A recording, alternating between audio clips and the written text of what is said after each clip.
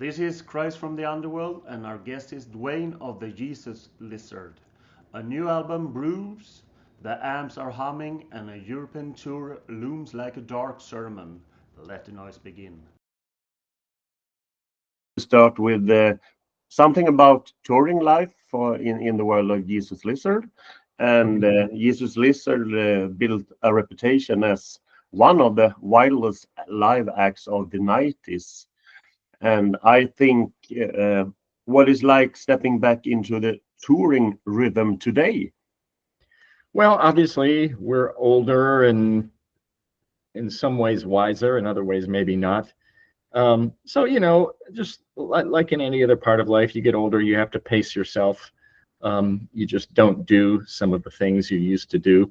And just sort of, you know, uh, for me personally, it's not that big of a difference because I've always focused on the music first. And I feel like I play as well or better as I ever did. Um, but I am older. I definitely have aches and pains, and I have to, you know, I have to watch that I don't get fatigued or stuff like that. So, and we don't, our schedule is a little easier than it used to be too. So, you Yeah. know, Yeah. And on a personal level, what has changed besides the aching and the fatigue? well, keep in mind, I kept going for a long time. I mean, after the Jesus Lizard broke up, I had other groups that I worked and toured with, whether it was Tomahawk or Hank 3 or whatever. Um, so I feel like this is a continuation. I've kind of in every decade since the 80s, I think I've managed to go on tour at least somewhat. So this is, more of it. Things are different. You get older, you have more concerns. It's not all just you anymore. Maybe you have family or kids and other things to think about. Um, but still, I always make time for the music, and when I'm on tour, the music comes first. So this is no different. No. And do you still get the same charge stepping on stage? Yeah, believe it or not, yes. When you come out on stage, if you're playing a good sized place and it's full and people are excited, you can feel it. You still feel that excitement, and it's no, I still appreciate it. The fact that you can create something and put it out in the world, and it connects with people, connects with them with a point where they're willing to spend money and go somewhere to go hear you and see you play. That means something, and it's not lost upon any of us. So yeah, it's still exciting. Yeah. And what do you consider as the weirdest or most unforgettable thing that happened on tour that you actually are allowed to talk about? um Gosh, there's so many things. There's just so many things. Some of them uh maybe not so interesting these days. Some things I would rather not think about. Um, but no, this is interesting too at this point because when we go out, so we see people who saw us the first time around back in the 90s, and now they're, in the same age group we are, more or less. And sometimes there's a lot of younger people at the shows too, people who have heard about us in the years since, whether through internet things or from older parents or whoever. So we get a pretty good mix of people. Um, that makes it interesting too. Yeah. And how did you take care of your playing, your ears, your headspace now, if you compare it to back in the days? Well, I was always fairly sensible about things. I started wearing earplugs back then.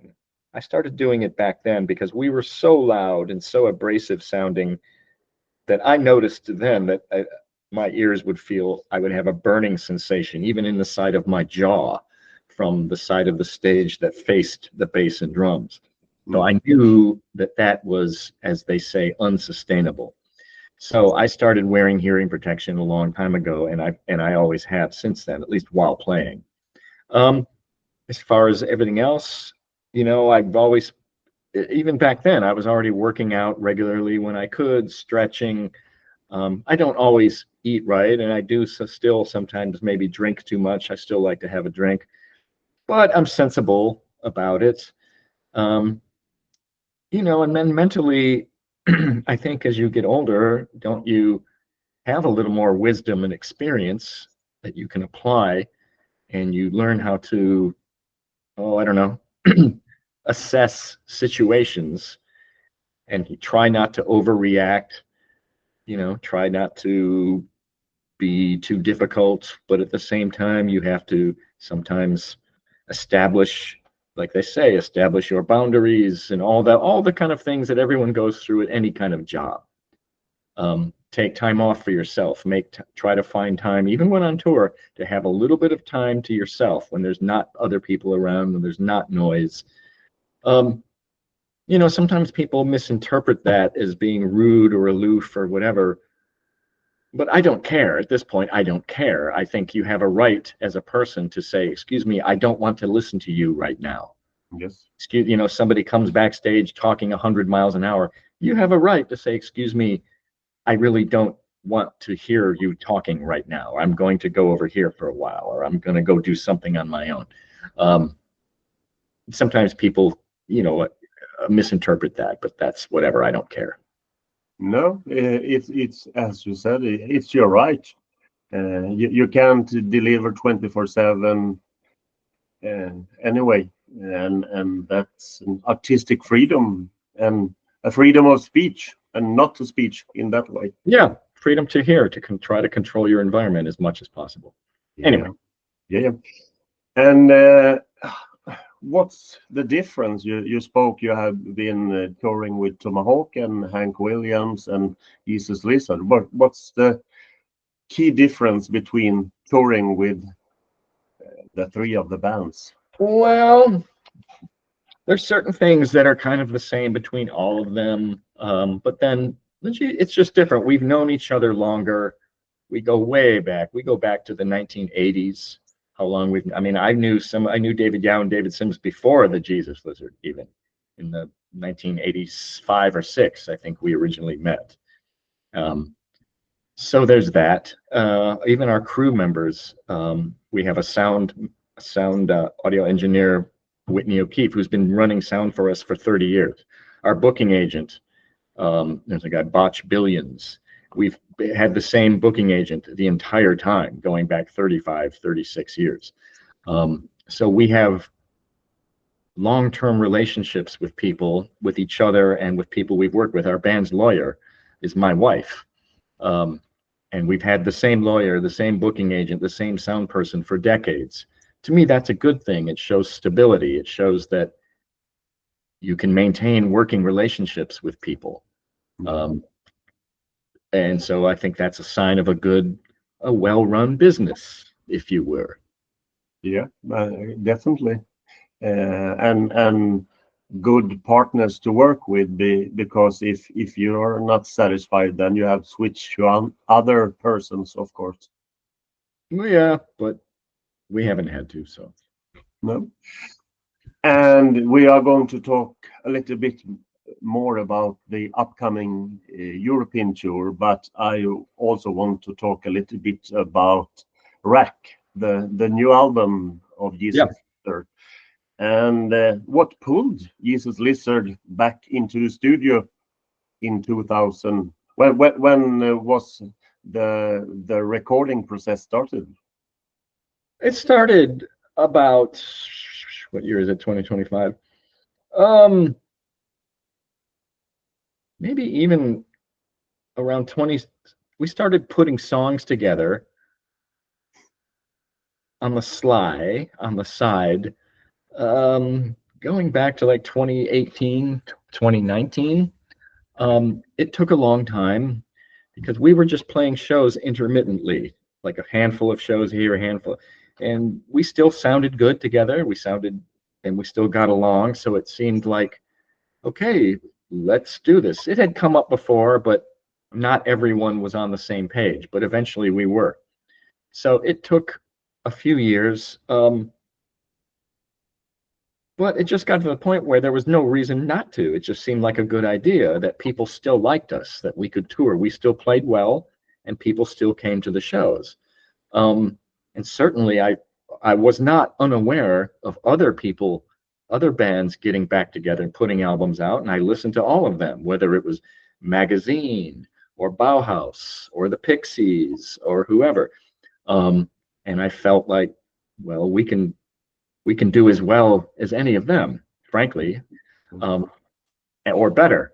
And that's up to the listener to decide. So we just slowly started working on songs like a batch at a time, 4 or 5 at a time. And we would make demos and then set them aside and work on the next batch. And then eventually we had some time and we went into the studio here in Nashville. And that was it. And how did you approach to writing and recording shift with a new album, especially with all of you coming from different lives now? Well, technology is much better than it was. In the old days, we all lived in this one place, and we would sit around sometimes with acoustic guitars and go, hey, check it out, I just wrote this new thing. And then they'd listen to it. Hey, that's pretty good. I think what if I did this? Or what if I did that? Now, everybody has home studios. You make a simple home demo, and you send someone some files and you say, hey, see if you like any of these. And then they say, yeah, I kind of like that. And then we would get together and work out the details together. So it kind of streamlined things. If anything, if you send someone recordings, you can, become familiar with what's going on, figure out what key it's in, figure out the tempo, time signature, all that. So by the time you get together, you're halfway there. And then you work out the details maybe of the final arrangement and then record a new demo and move on. So I didn't find it terribly difficult. I've been kind of doing it that way for a while now with Tomahawk and especially. Yeah. But we recorded together. We recorded live, just like we always did. Okay. So that was exactly the same as the earlier record with Lizard. Yes. Yeah. Us playing together live at the same time in one room. Yeah.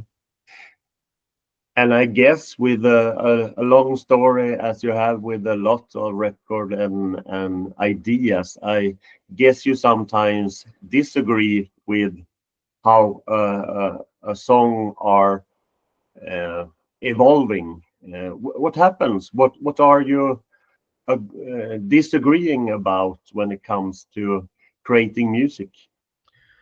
Well, usually by the time you actually start working on a piece, that means that for the most part, people like it. And at that point, the only little disagreements might be over small details, the number of repetitions of a section, whether or not a transition works or not, the dynamic of the levels of the different instruments, especially when you're mixing. But usually there wasn't anything terribly, what's the word? There wasn't anything terribly difficult about it. I think by the time we actually picked the pieces, we were already pretty far along. Sometimes they change once you start recording them. Pieces that maybe you didn't like so much, suddenly you like them more because they take on a different life. And others that you really liked in the earlier process, now maybe they're losing some of their personality or whatever. But that always happens, no matter who it is. Yeah, of course. And when it comes to music and emotions when making a new record, was it something that surprised you? No. It sounds pretty easy. Well, it's not. It took a while. It took a long time, especially but usually the last thing to come to get finished is the lyrics and the vocal things. And I think that's probably true for most groups. I don't know too many groups where the songs start with a vocal idea. Usually it's riffs, chord progressions, beats, and then the vocals. And so that took probably the longest. But you know, sometimes that's where the other band members and even the producer can help kind of push things along. Yeah. And what kind of producer makes Jesus Lizard be the best version of themselves, do you think? Well, like the fellow we used on this, Paul Allen, is someone that I brought in from here, from Nashville, who I'd worked with previously on the last Tomahawk album. And he had worked with us on demos as well. He had brought a mobile recording unit to some of our rehearsals. So he already knew the songs and he already knew everyone. So there wasn't any moments of uncomfortable unfamiliarity there. He was already on our side. And you know, you want someone with a band like this, you want to just capture, we're experienced musicians. We know what we want our things to sound like. We know what our gear sounds like. We know what we sound like. And it's a question of just capturing the best performances of that, the ones that sound the most alive, or where the strongest version of that. And to me, like he was good at being able to tell which one when that was. Yeah. And to keep things moving along so you're not overworking things. To me, you go in the studio, you shouldn't have to play a song more than 2, 3, 4 times at the most to get a keeper take. Yeah. And if you do, if it's taking more than that, then you should stop and go on to something else. And that's kind of what we did. I don't remember we having too many problems. Okay, that's good. And the approach to this record, was it an idea of picking where it left off with the earlier, or were you actively trying not to sound like old Jesus Lizard? If you No, asking. No, you were exactly right at what you first said, that we wanted it to sound, basically it was like a continuation. It was where we left off. And I think we felt it would have, to try to come up with something that was totally different and did not reference the earlier material would have been a mistake. So I think there's several pieces on here, or parts of pieces, that sound like they could have been from back then. But then there's other things that don't sound like us from the old days. And that was intentional. This is what we sound like now. We still have a lot of the, shall we say, defining characteristics of the old days, but with some new twists here and there. Yeah. And do you have, I think it's a boring question to ask about what influences are, because they're obvious. And I think every person asks the artist what are the main influence. But during a long career, you have been in a band for such a long time, and you have released a lot of records. Has the influences changed during the years, and what are the influence no one can see and no one talks about, that are obvious for you as a band? Right. Well, first off, no, the influences have never changed. The things we liked when we started this band, we still all like, and that will never change. That's some of the things that we consider to be the classic rock things. But since then, obviously, you know, we're no different. You know, if musicians, you tend to listen to new things and different things that have nothing to do with what you do. At least I always have. I listen to a lot of orchestral stuff and soundtrack stuff and all that, and go through periods where you might be listening to jazz or R&B, and then other things, maybe more retro, and then a modern. You could be an electronic period, but that doesn't necessarily inform what we do. So some of the stuff when we first started, some of the things we liked were things that you wouldn't necessarily think that a band like us would be listening to. For instance, things like Motorhead or Led Zeppelin or The Birthday Party. And then there's things that are a bit more off the track, whether, like I mentioned before, Magazine or The Stranglers or Susie and the Banshees or Public Image or, for instance, the first two Iggy Pop solo albums. Not the Stooges, the Iggy Pop albums, but only the first two. Things like that. Bowie, AC/DC. Some of those things will never go away, and that doesn't mean we like everything by those people. Select things, and I think most people are like that.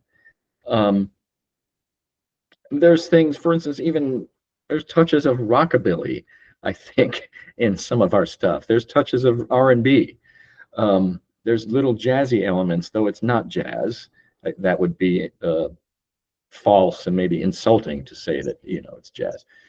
But so, and we all, will listen, new things come along. Then there seemed like there was a wave of bands that may have been influenced by us, whether it was Idols or Mets, or there's a whole new crop of sort of noisy or aggressive guitar-driven bands.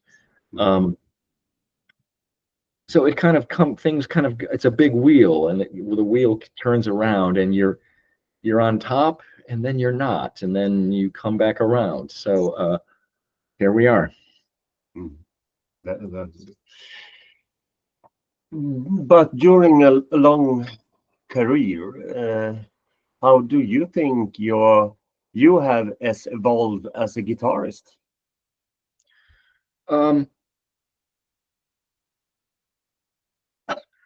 In some ways, I feel like I haven't at all. I feel like I just do different versions of the same things I've been doing since the 1980s.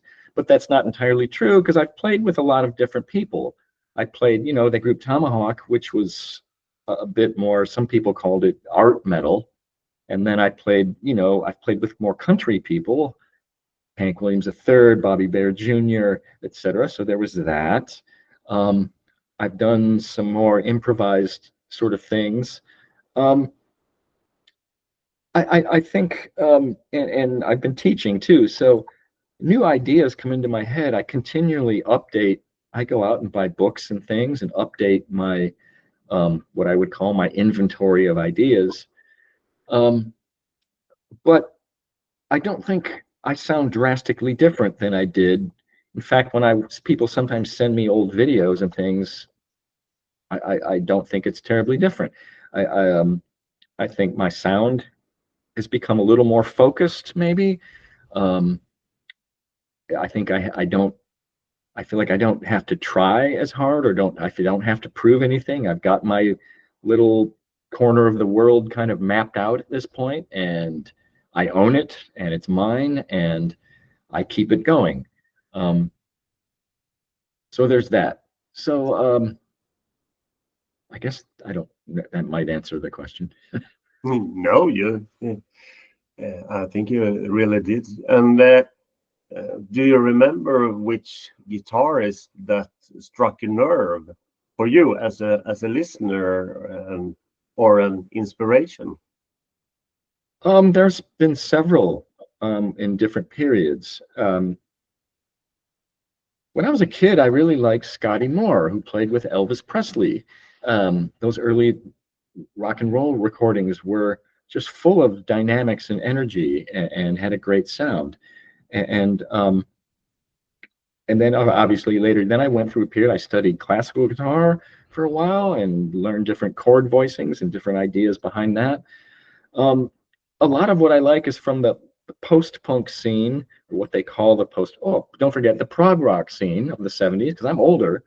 So I totally remember, I saw Steve Howe and Steve Hackett and all those guys play.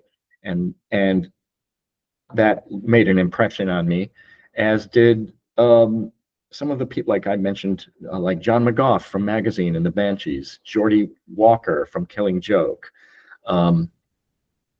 others of that ilk. And then there's I found my way in the American scene around the early 80s, mid 80s, suddenly there was something different going on here. You had things like Sonic Youth and Big Black and the Butthole Surfers, and then Scratch Acid, who was David and David, who were, and I met them through that, and I was in, and I kind of saw there was a new trend happening, and that's where I should be, and that's kind of where I ended up.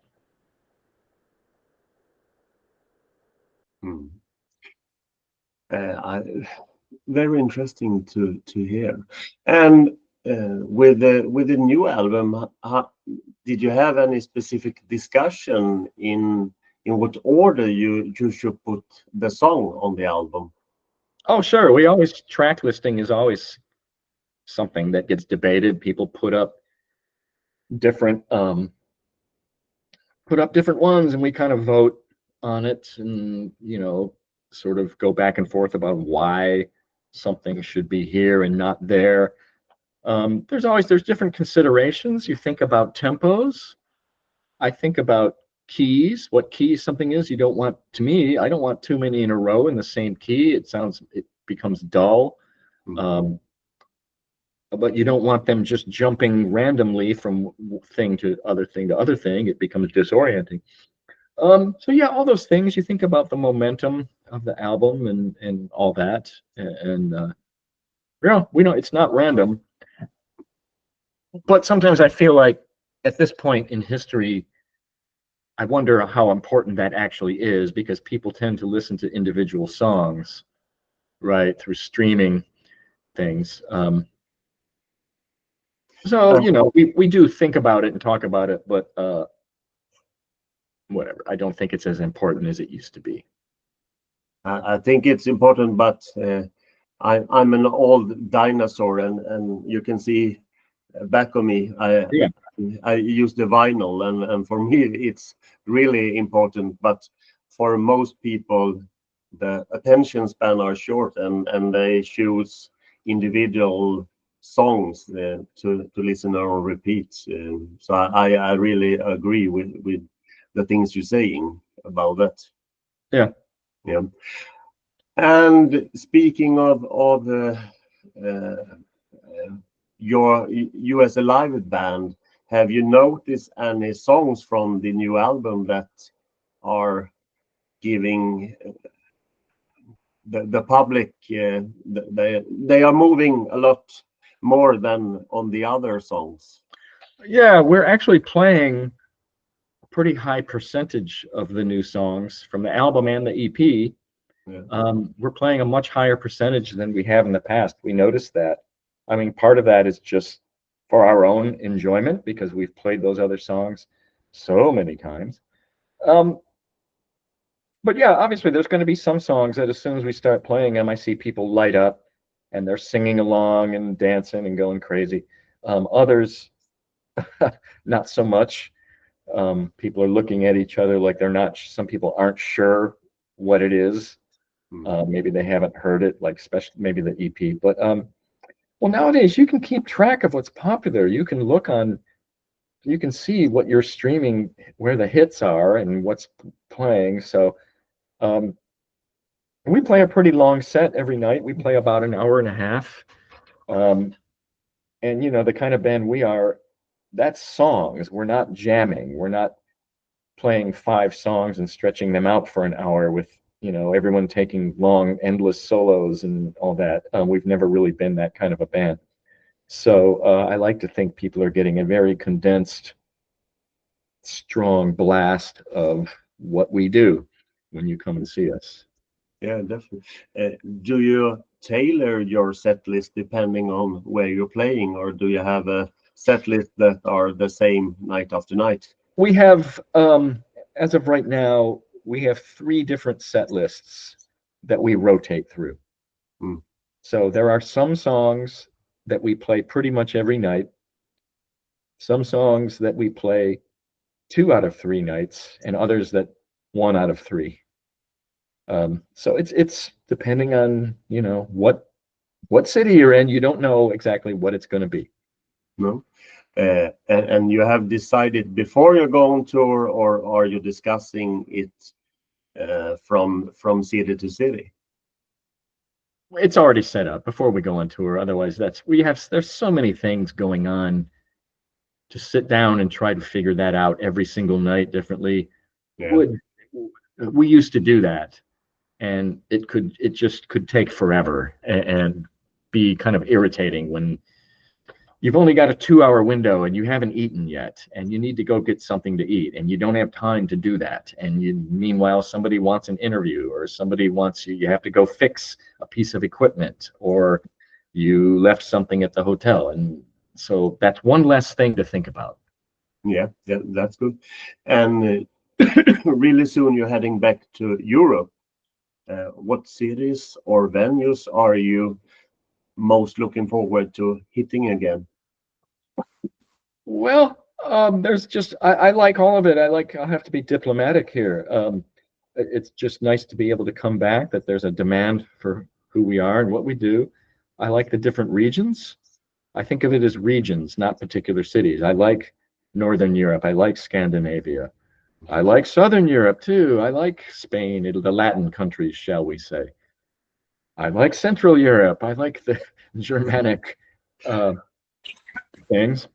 And the Northwest, and France has always been interesting to me. So, it's funny. It's just interesting to us. You've got this pocket of land that's not really, that's almost basically the same size as the United States. Yet you've got these very distinctive cultural differences, obviously language differences, cultural differences, whatever, in a lot less size. So, that's always interesting, and it's changing over time. Things that we never used to see in Europe, now we see all the time. Businesses, for instance, stay open later, don't they? We got used to in America, it's like 24-hour culture. You can almost get anything you want anytime, day or night. Things stay open all night. Yeah. And we would go to Europe now, like things would close at 6 o'clock, and that was it. If you needed a bottle of aspirin, you couldn't get one, or things like that. So anyway, that's changed. And there's I've noticed culturally too, though I think it's stopping.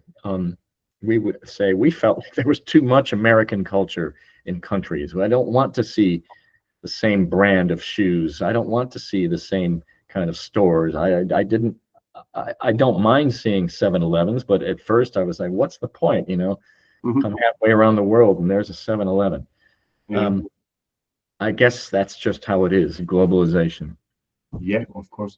And if you compare the crowds between all the areas you have been to, do you spot any difference, or do you have time to see other things other than venue and hotel room? No, I don't. That's the thing. It's funny. This tour, we seem to have more days off, but a lot of them are just travel days.